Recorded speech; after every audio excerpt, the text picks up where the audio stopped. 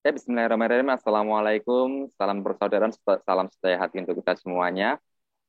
Alhamdulillah tahun ini menjadi tahun besar buat PSHT, di mana pada tahun ini genap 1 abad berdirinya PSHT. Rangkaian kegiatan sudah dipersiapkan oleh pengurus PSHT Pusat sebagai wujud syukur pencapaian ini. Nah, donor darah itu menjadi bagian dari peringatan 1 abad PSHT, dan Alhamdulillah sudah bersama kita Kang Mas Dr. Raden Panji Utomo Esa. Beliau adalah seorang pengacara dan juga seorang dokter. Kadang warga yang diamanahi Mas Taufik selaku Ketua PSHT untuk mengadakan kegiatan bakti sosial donor darah pada tanggal 28 Februari tahun 2022 serentak di seluruh cabang PSHT Indonesia. Selamat siang, Mas Panji. Selamat siang, Mas Aziz. Sehat, Mas? Sehat, jenengan sehat? Alhamdulillah. Oke, Mas Panji, Alhamdulillah. eh, mungkin bisa diceritakan perkenalan sedikit tentang Mas Panji, gimana ceritanya eh, Mas Taufik itu bisa memilih Mas Panji untuk menjadi penanggung jawab kegiatan ini, Mas, kayak gitu. Ya. Gimana, Mas? Terima kasih. Assalamualaikum warahmatullahi wabarakatuh. Waalaikumsalam warahmatullahi Salam sehat, salam sejahtera, dan salam persaudaraan. Pesa Teja ya. wabarakatuh. Ya. Ye. Nama saya Dr. Raden Panjutomo SH. Kebetulan saya sebagai praktisi dokter dan juga sebagai pengacara. Mengapa Mas Taufik menunjuk saya sebagai PIC dari kegiatan donor ini dalam menyongsong 1 abad? Karena uh, saya memiliki sedikit banyaknya pengalaman pada saat pandemi COVID awal, yaitu penanganan COVID awal. Saya sebagai pimpinan uh, tim relawan dokter dan juga yang lainnya dalam mengelola sebuah uh, wisma karantina yang pada saat itu berada di Tangerang, dan itu memang kita begitu banyaknya yang kita tangani dari kasus-kasus pasien COVID. Ternyata memang kondisi pada saat itu banyak pasien yang memang membutuhkan banyak bantuan darah, yang kemudian ternyata di lapangan juga kita melihat pada saat itu kekurangan banyak stok-stok darah kita di PMI atau di rumah sakit.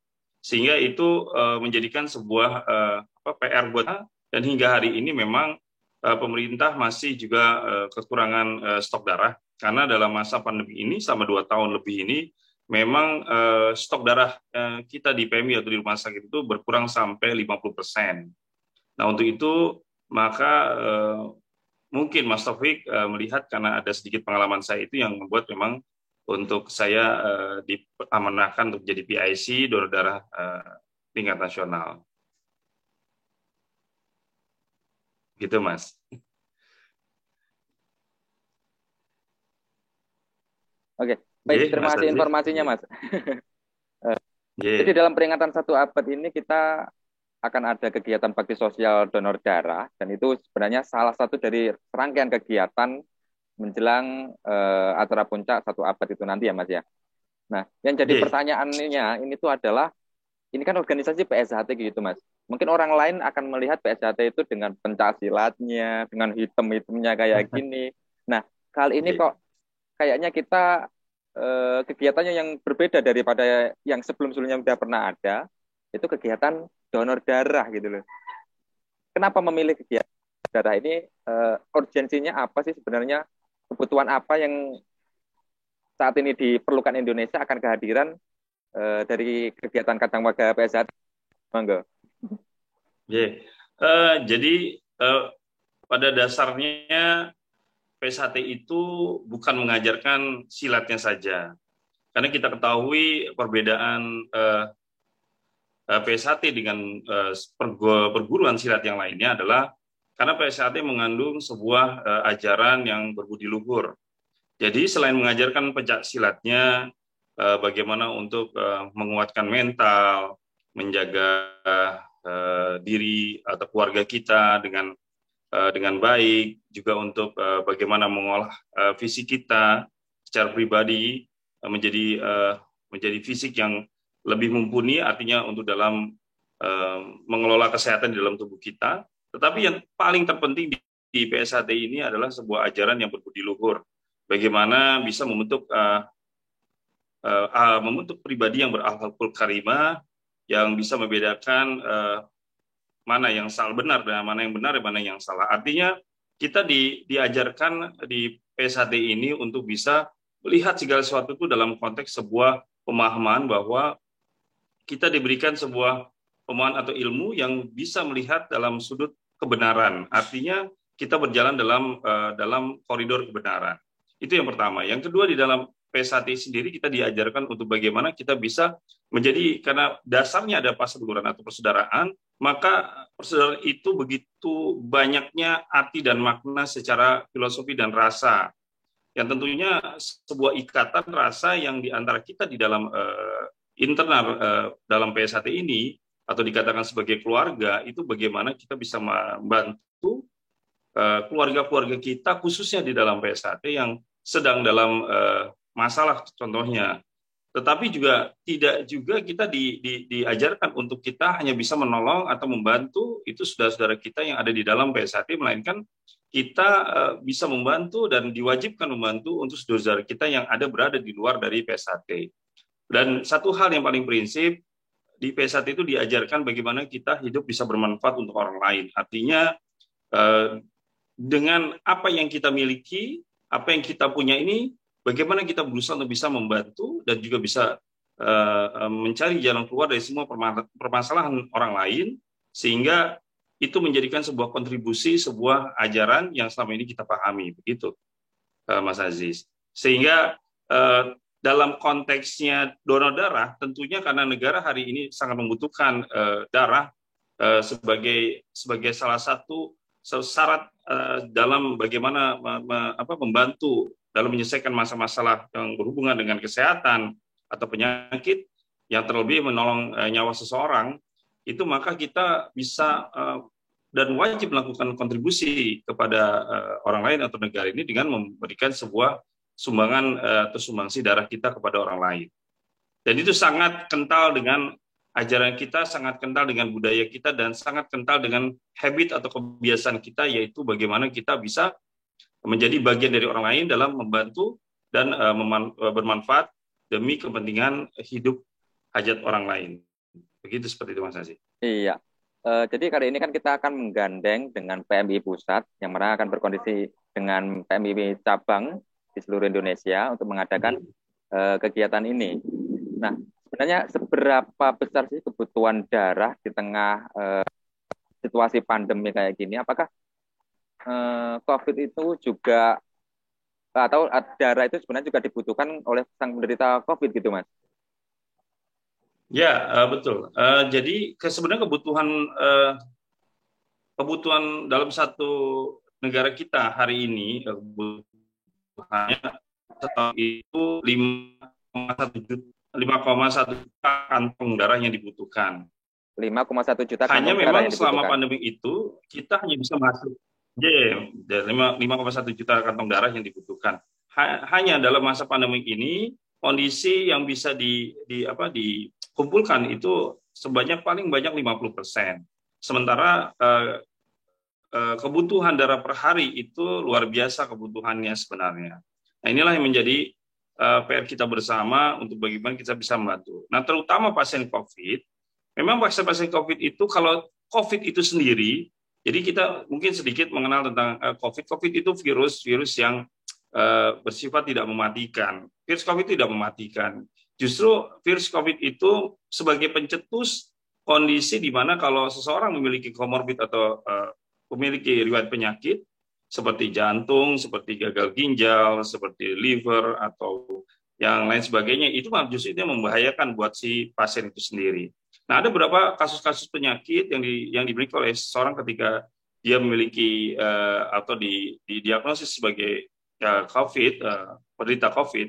Nah, itu yang kita khawatirkan. Maka kebutuhan darah ini sangat dibutuhkan bagi pasien-pasien tertentu memang yang menderita COVID. Tapi bukan COVID-nya. Kalau COVID-nya sendiri itu tidak membutuhkan sebuah bantuan atau transfusi darah, tidak membutuhkan. Tapi ini yang berhubungan dengan adanya komorbid atau riwayat penyakit yang dia miliki. Itu, Mas. Jadi tambah lagi dengan adanya COVID, komorbidnya itu semakin menjadi-jadi gitu, Mas ya? Betul, betul. Justru dia dia membangkitkan atau merangsang komorbidnya atau penyakit riwayat penyakitnya yang memang dia derita sudah bertahun-tahun atau baru beberapa bulan yang lalu seperti itu. Oke.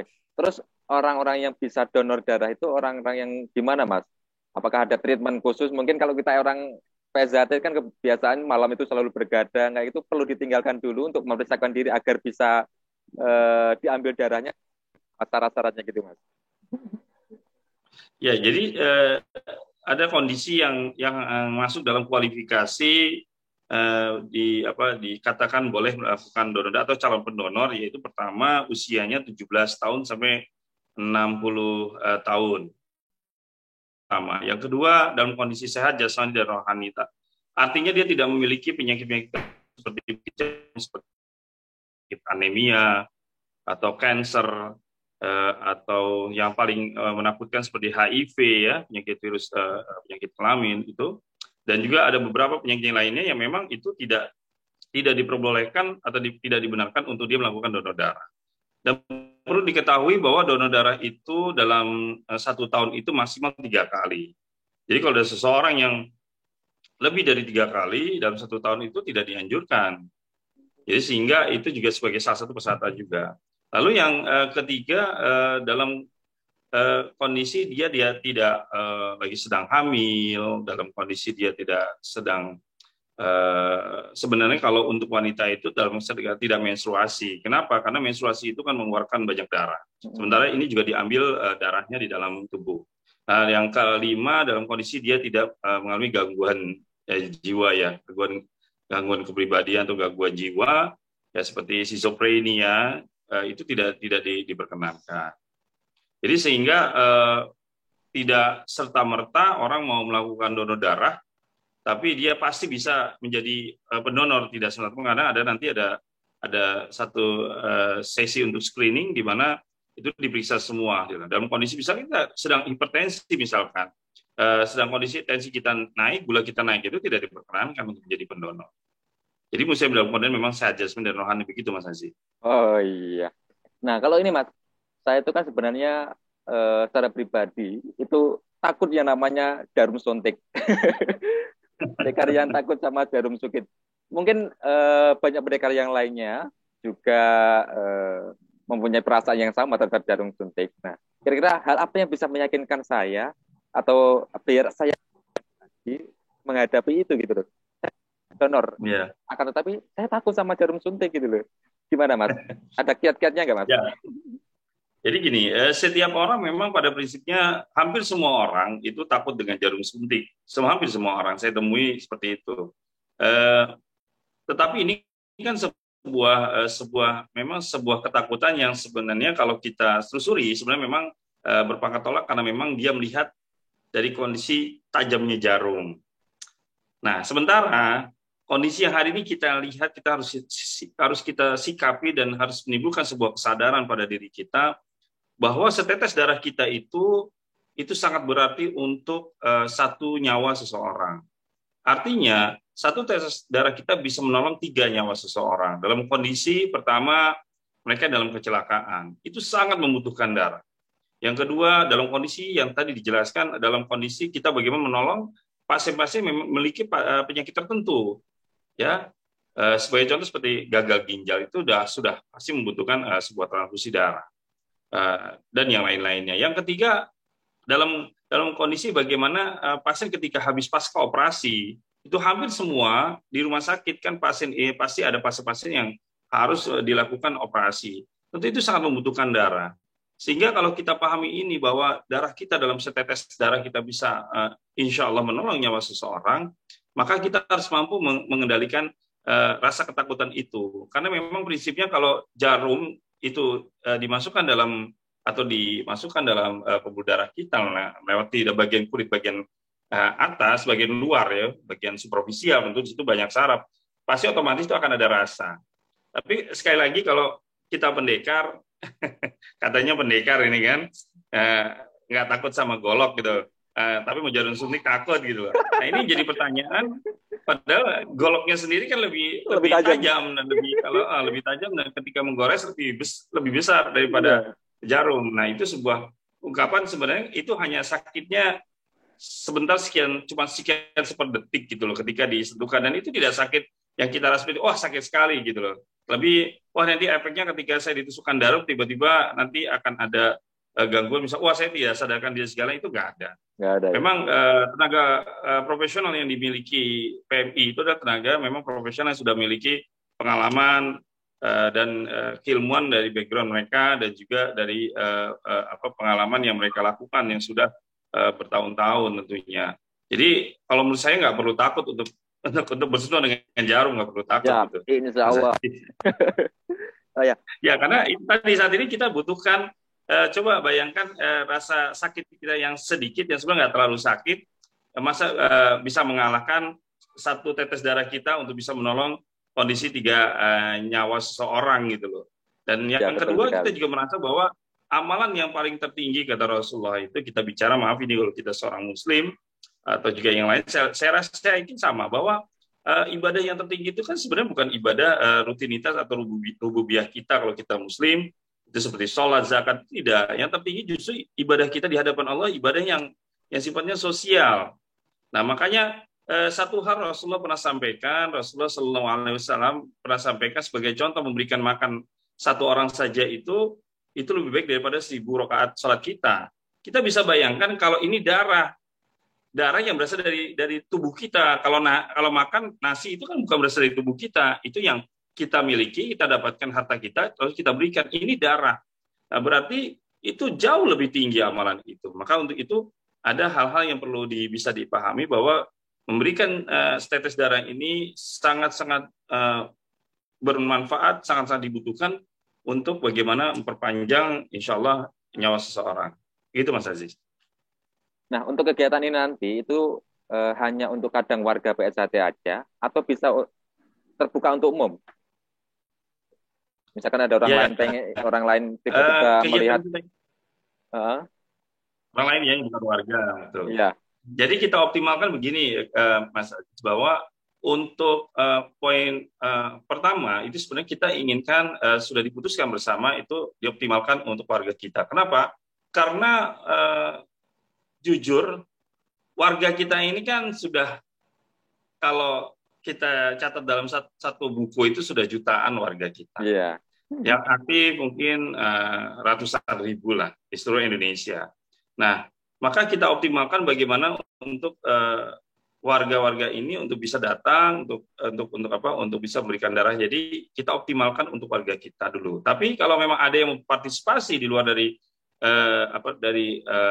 kelembagaan, ya monggo, nggak apa-apa, nggak ada masalah.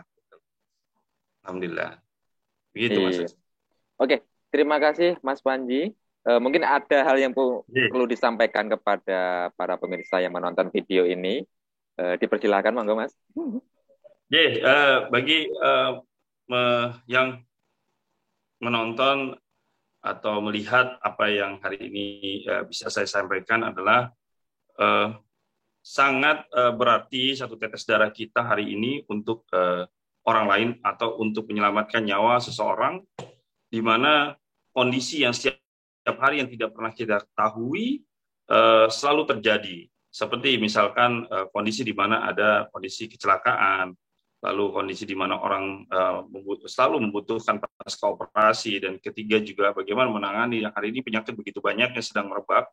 Maka mau tidak mau kita hari ini untuk bisa sebagai warga PSHT yang semboyannya selalu memayu Hayuning Bawono, bagaimana kita bisa menjadi bagian dari kegiatan-kegiatan baik, kegiatan yang luhur ini di skala lokal sampai skala dunia, untuk bisa memberikan sebuah kontribusi darah kita yang kita bisa berikan kepada orang lain.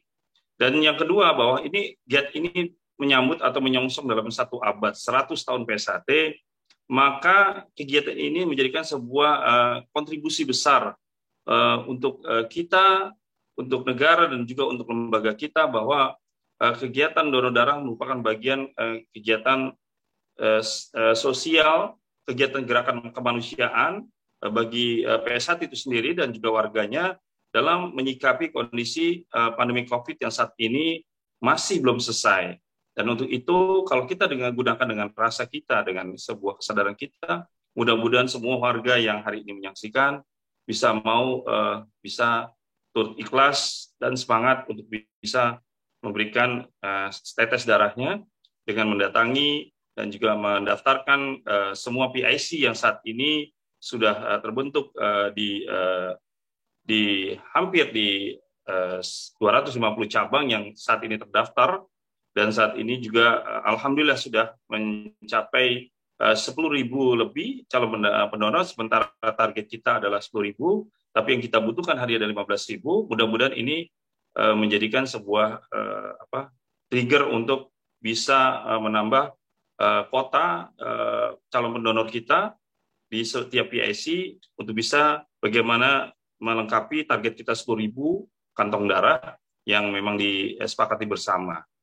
Dan satu hal, terima kasih kepada semua saudara-saudara semua yang hari ini menyaksikan apa yang kami sampaikan. Semoga ini bermanfaat, dan atas nama kepanitiaan, terima kasih kepada semua panitia di PIC cabang yang telah berupaya keras dalam membangun dan menyiapkan kegiatan donor darah, dan juga kepada pengurus-pengurus cabang yang telah juga membentuk PIC-nya dan berkoordinasi dengan semua pihak-pihak yang terkait, baik muspida setempat maupun warga-warga yang dikoordinir untuk bisa mau datang untuk bisa mendaftarkan sebagai calon pendonor. Terima kasih sekali lagi, dan salam sehat, dan semoga Allah SWT menjaga kita, keluarga kita, dan semua lingkungan kita diberikan kesehatan dan juga diberikan kesembuhan bagi yang sedang sakit. Dan untuk para pengurus, semangat selalu. PSAT Jaya. Ya. Oke, terima kasih Mas Panji atas hal yang disampaikan. Sama-sama. Semoga acaranya berjalan dengan lancar dan darah kita, darah PSHT ikut serta menyehatkan kehidupan warga negara Republik Indonesia.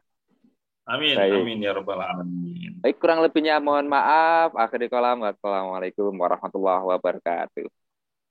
Waalaikumsalam warahmatullahi wabarakatuh.